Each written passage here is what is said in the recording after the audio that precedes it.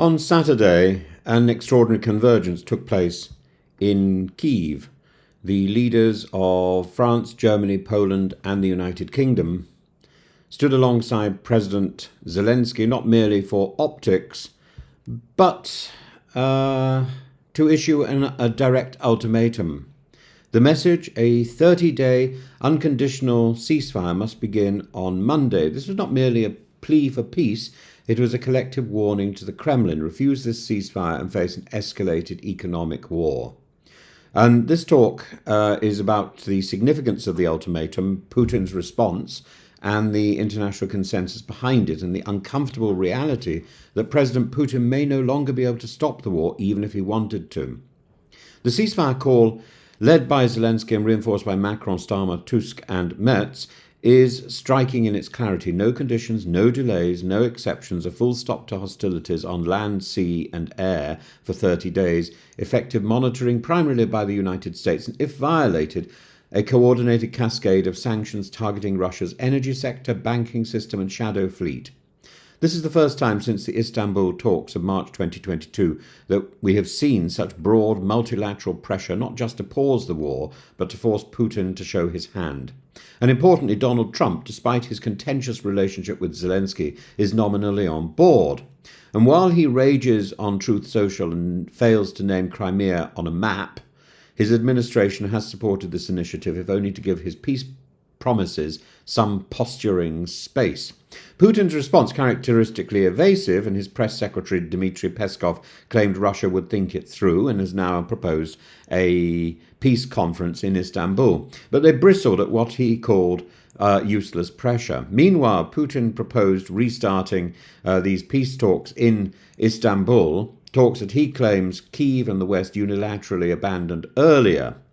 So there's a deeper issue at play. According to Zelensky's advisor, Mikhailo Podolyak, Putin is no longer in a position to end the war, even if he wished to. Russia's economy is now fully militarized. Arms factories are now the new growth sector. Millions depend on war stipends to rise out of poverty, and ceasing hostilities would spark a domestic economic crisis and possibly a mutiny. Podolyak is blunt. If Putin were to stop the war now without coercion, this would spark a revolt. In other words, the war is no longer a choice, it's a structural necessity for Russia. The press conference in Kyiv was a remarkable show of Western unity. Macron, Merz, Tusk, and Starmer stood behind Zelensky, literally and diplomatically reaffirming Ukraine's right to exist within its 1991 borders. Yet unity doesn't mean unanimity. Slovak PM Robert Fico attended Putin's parade in Moscow, and Hungary is expelling Ukrainian diplomats. Trump's envoys remain confused and largely inept. His negotiator Steve Witkoff couldn't name the 4 regions Russia claims as its own. This is absurd. Why send somebody who is not a proper diplomat, who doesn't understand the job, to negotiate with people, with professionals like Lavrov? Oh my goodness, we've already been there, haven't we? We sent Liz Truss. Well, behind the rhetoric of unity lies a sobering truth. Russia is betting on division. It's gambling that political changes in Europe or a second Trump term will break the coalition.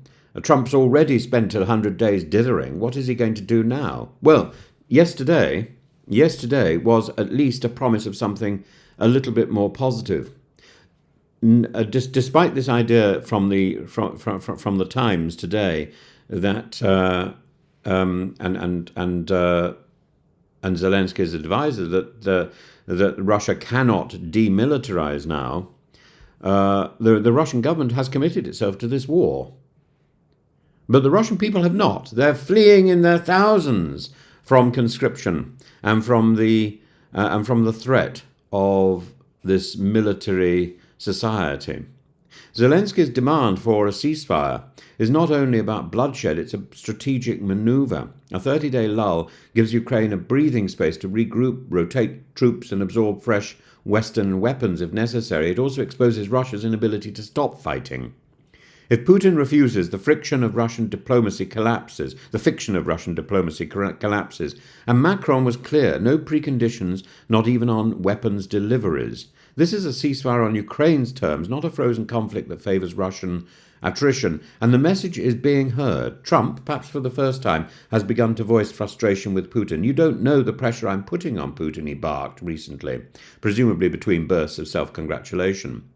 Monday, I think, will be a turning point. If Russia accepts the ceasefire, meaningful negotiations may begin.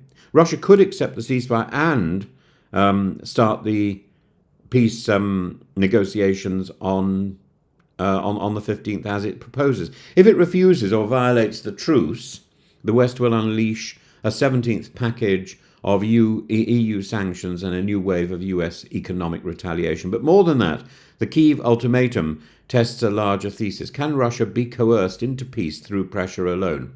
If not, then the war will continue, not as a tragedy, but as an entrenched business model fueled by blood, resentment, and fossil fuels. If the war were to stop and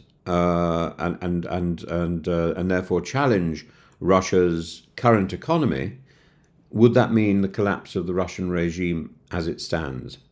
That probably is the big question. One way or another, we are about to discover whether Putin can still choose peace, or if the war he built up is now choosing for him.